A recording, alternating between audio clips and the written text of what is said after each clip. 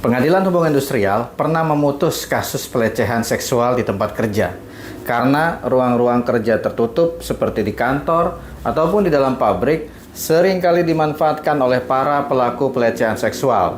Sebagai regulator, pemerintah telah menerbitkan keputusan Menteri Ketenagakerjaan nomor 88 tahun 2023 tentang pedoman pencegahan dan penanganan kekerasan seksual di tempat kerja.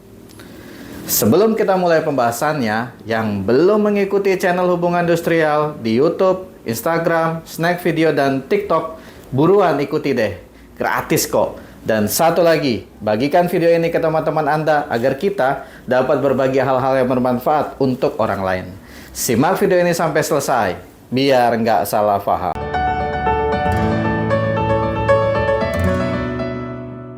Menteri Ketenagakerjaan Ida Fauziah akhirnya merasa perlu untuk menyempurnakan Surat Edaran Nomor 3 Tahun 2011 tentang Pedoman Pencegahan Pelecehan Seksual di Tempat Kerja. Pertimbangan tersebut diambil setelah diberlakukannya Undang-Undang Nomor 12 Tahun 2022 tentang Tindak Pidana Kekerasan Seksual. Definisi pelecehan seksual dalam Keputusan Menteri Ketenagakerjaan Nomor 88 Tahun 2023 adalah segala tindakan seksual yang tidak diinginkan. Permintaan untuk melakukan perbuatan seksual, tindakan lisan atau fisik atau isyarat bersifat seksual, atau perilaku lain apapun yang bersifat seksual yang membuat seseorang merasa tersinggung, dipermalukan, dan atau terintimidasi, sehingga tindakan tersebut mengganggu kondisi dan lingkungan kerja. Pada kesempatan kali ini, secara khusus kita akan membahas tentang pelecehan seksual di tempat kerja.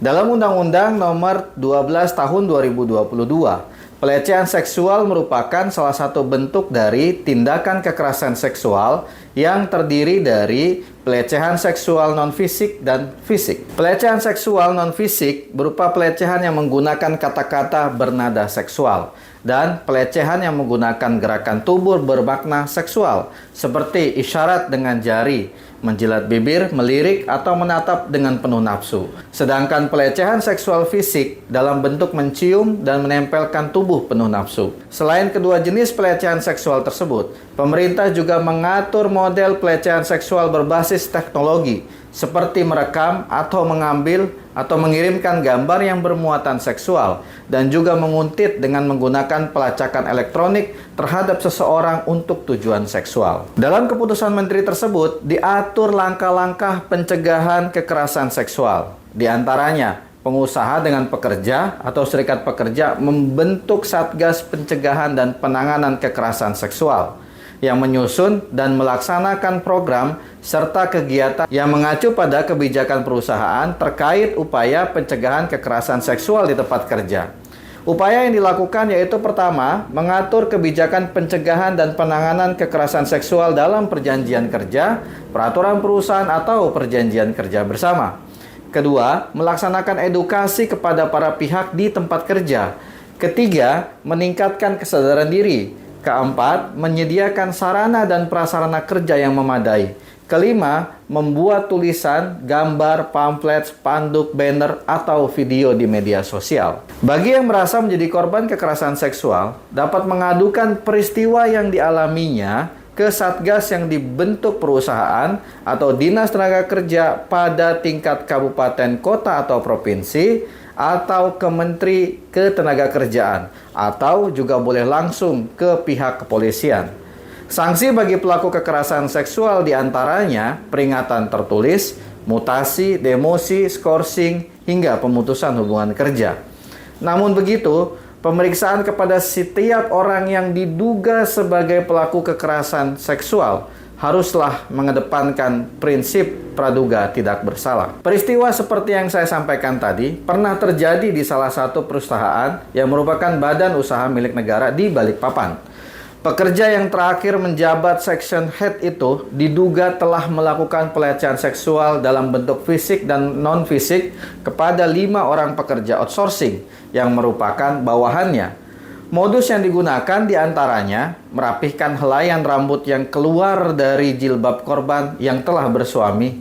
Pelaku juga duduk di samping korban dan mengelus-elus punggung bagian bawah korban.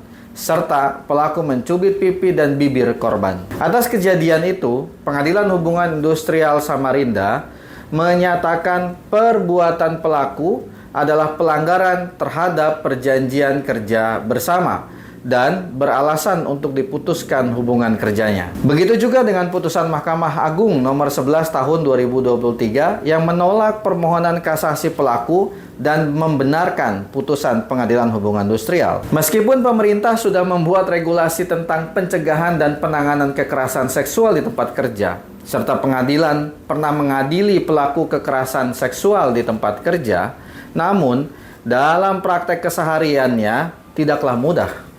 Bahkan kita hampir tidak bisa mengenali pelaku pelecehan seksual yang mungkin saja berada di tengah-tengah kita. Pesan saya kepada pekerja di Indonesia, pupuklah keberanian dan tetap optimis.